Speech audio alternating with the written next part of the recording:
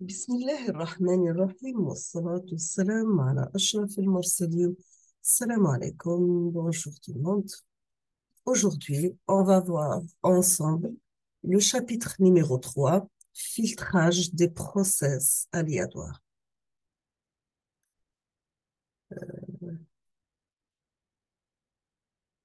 On va commencer comme toujours par une introduction. Nous avons que le filtrage consiste en une modification de la morphologie spectrale des signaux. Par conséquence, il en résulte une modification de la forme et des propriétés stochastiques de ce process. On peut définir le filtrage temporel et le filtrage fréquentiel. On va commencer par le filtrage temporel ou bien ce qu'on appelle le fenêtrage. Cette opération consiste à prélever ou interrompre un signal. Par exemple, vous avez l'entrée d'un filtre E de T, passe à travers un filtre temporel, on va récupérer à la sortie un signal S de T. Nous avons toujours que le signal S de T, c'est le produit de signal E de T par la fonction temporelle du circuit. Donc, vous avez S de T est égal E de T par la fonction temporelle GK indice 1 de T. Bien sûr, de point de vue spectral et d'après Perceval, si nous avons S de t égale l'entrée multipliée par la fonction GK1 de t, si on passe à la transformée de Fourier, nous savons toujours qu'un produit simple de domaine temporel, ça devient un produit de convolution de domaine fréquentiel. Et l'inverse est juste. Donc, on aura S de t, ça devient par Fourier S de f. E de t, tu lis E de f. Un produit simple, tu lis un produit de convolution. Petit g, il y a indice n de t, tu lis grand g, indice fkn, fréquentiel, fréquence. Nous avons par conséquent un filtre temporel revient à une convolution fréquentielle. Pour le filtrage fréquentiel, nous avons que le filtre élémentaire se présente comme un quadrépôle qui a une entrée E de t et une sortie S de t, bien sûr. Nous avons phi1, c'est l'ensemble des signaux d'entrée, phi2, c'est l'ensemble des signaux de sortie. Et le filtre réalise une application mais phi1 vers phi2, c'est-à-dire les signaux d'entrée vers les signaux de sortie. Quelles sont les propriétés des filtres?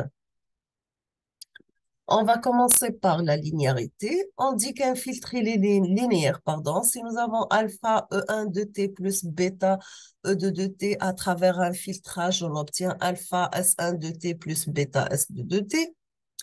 Pour la stabilité, nous avons le filtre dit stable, c'est la réponse à toute action bornée et bornée. Elle ne diverge pas et finit, et elle existe bien sûr. Dans ce cas, nous avons A2 compris entre la valeur absolue de S de t et l'infini, bien sûr, si A1 compris entre l'entrée en valeur absolue E de t et l'infini. Pour la stationnarité, on dit qu'un filtre, il est stationnaire, c'est E de t, tend vers S de t, c'est-à-dire si nous avons l'entrée un retard E de t moins tôt, on va récupérer le même retard à la sortie. Pour la fonction propre des filtres, côté linéarité et stationnarité, nous avons une entrée E de t passe à travers un filtre pour récupérer S de t. Dans ce cas, S de t, c'est le filtrage à l'entrée E de t. H est l'opération de l'application, bien sûr. Maintenant, si on va poser une entrée E de Tp est égale à exponentielle Pt, sachant que P appartient au nombre complexe, dans ce cas, on aura E de T plus tau P est égal E de tau P par exponentielle Pt. Donc, l'entrée E de T plus tau P égale une sortie S de T plus tau P par stationnarité ou égale S de tau P par exponentielle Pt par linéarité. Maintenant, si nous avons une entrée E de Tp qui est égale AS, pour la sortie, on aura S de TP par stationnarité et S de 0P exponentielle PT par linéarité, parce que taux ici égale à 0, d'accord? Parce que normalement, c'est T plus taux, donc c'est T plus 0, c'est T. S de taux P, taux égale à 0, donc S de 0P exponentielle PT. Dans ce cas, on obtient la sortie S de TP égale la sortie S, le point 0P exponentielle PT. Donc, S de 0P est égal à H de P. H de P, c'est la fonction de transfert du filtre, bien sûr.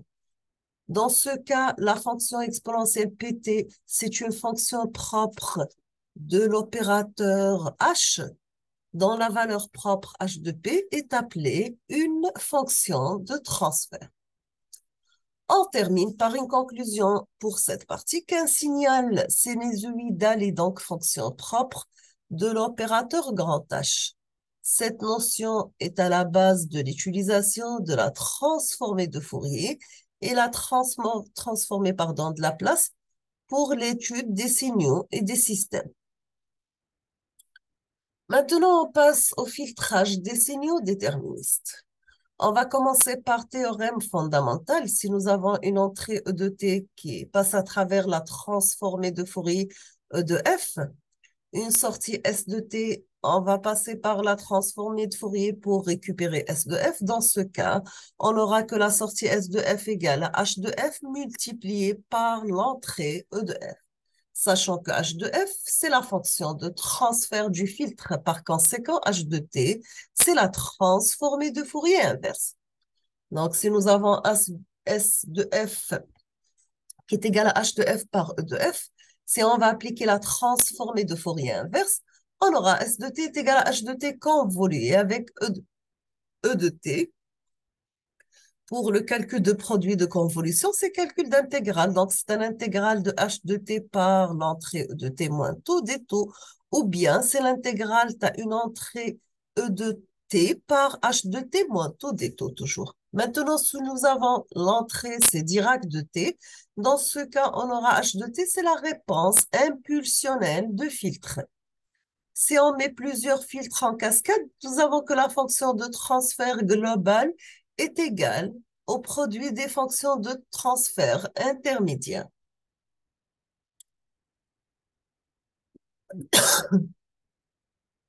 Donc, si nous avons E de t qui passe à travers H1, après H2, après H3 jusqu'à Hn, dans ce cas, la sortie, on va récupérer un signal S de t qui est égal à E de t convolu avec H1 de t convolu avec H2 de t convolu avec Hn de t. Si on va mettre h de t, c'est le produit de convolution des h. Donc, on aura h de t qui est égal à h1 de t convolu avec h2 de t convolu avec h de 3t jusqu'à hn de t.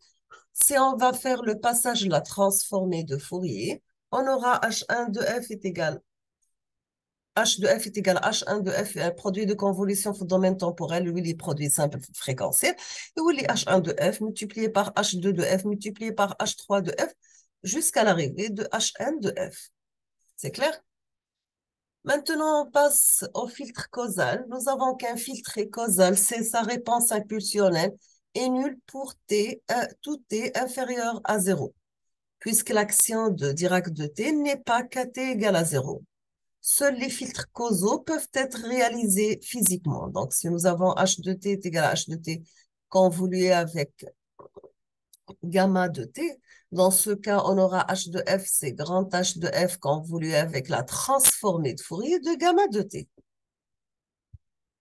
Maintenant, pour la transformée de Fourier de gamma de t est égale 1 sur g de pf plus 1 demi Dirac de f. Donc, on aura h de f, c'est h de f convolué avec 1 sur g de pf plus 1 demi Dirac de f, qui est égal à 1 demi h de f plus h de f convolué avec 1 sur g de pf.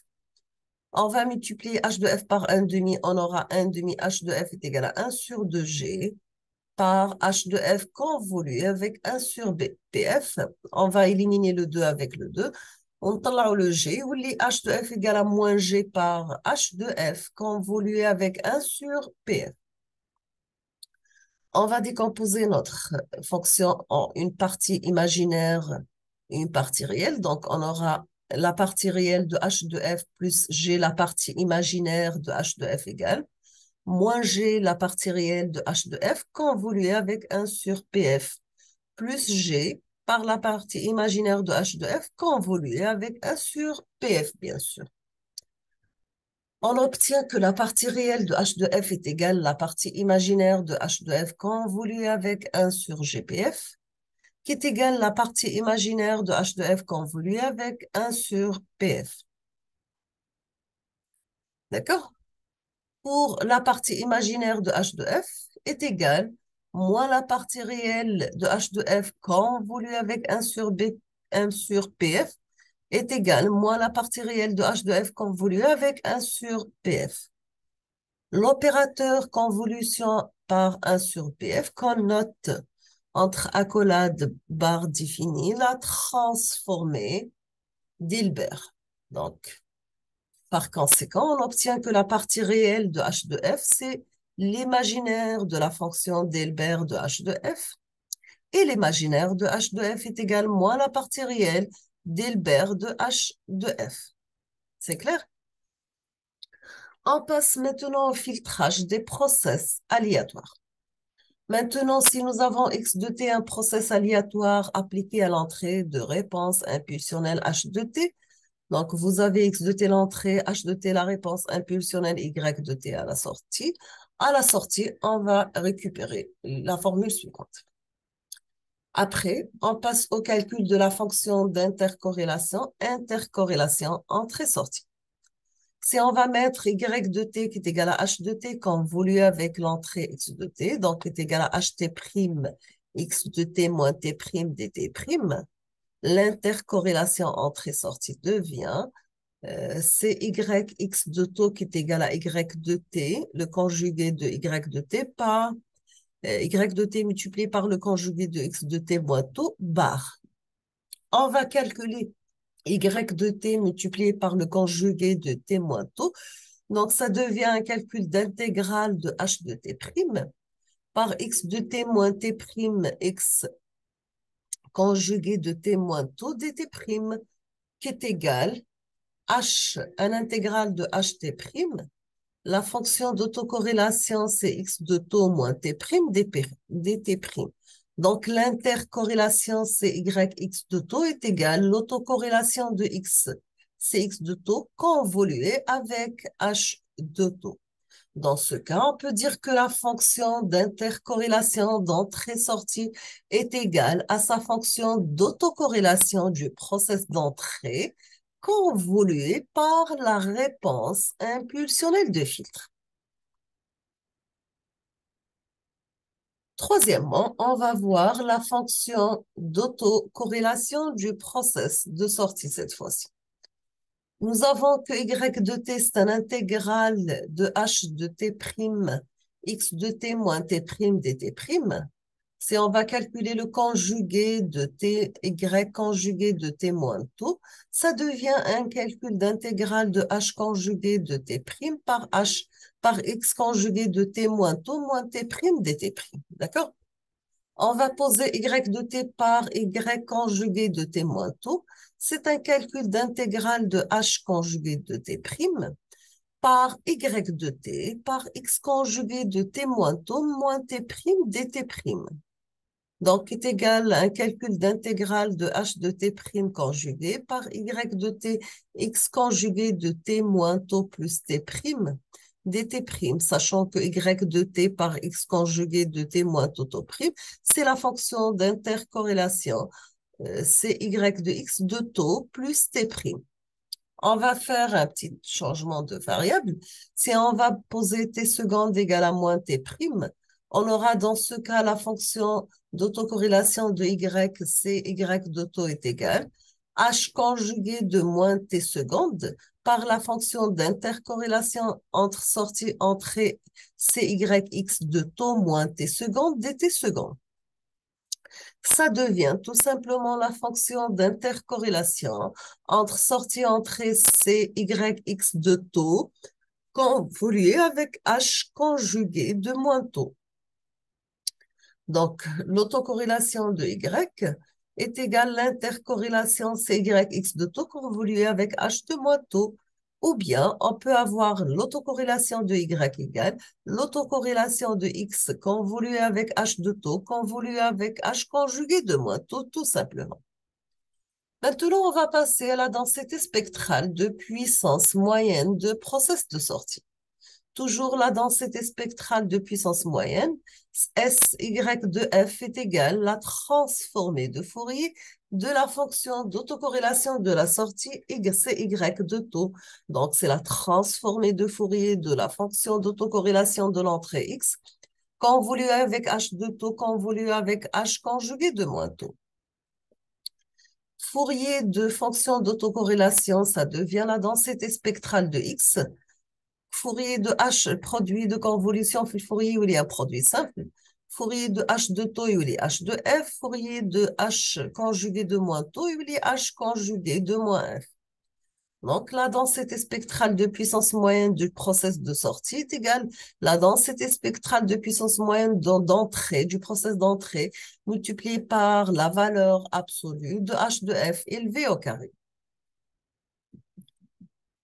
Maintenant, sinon, on va s'arrêter ici. On va pas terminer cette partie de filtrage passe-bande ou bien signal à bande étroite dans la prochaine vidéo. Je me dis, la vidéo, tout est là.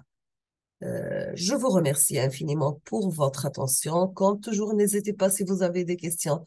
Et à la prochaine vidéo, Inch'Allah. Merci beaucoup.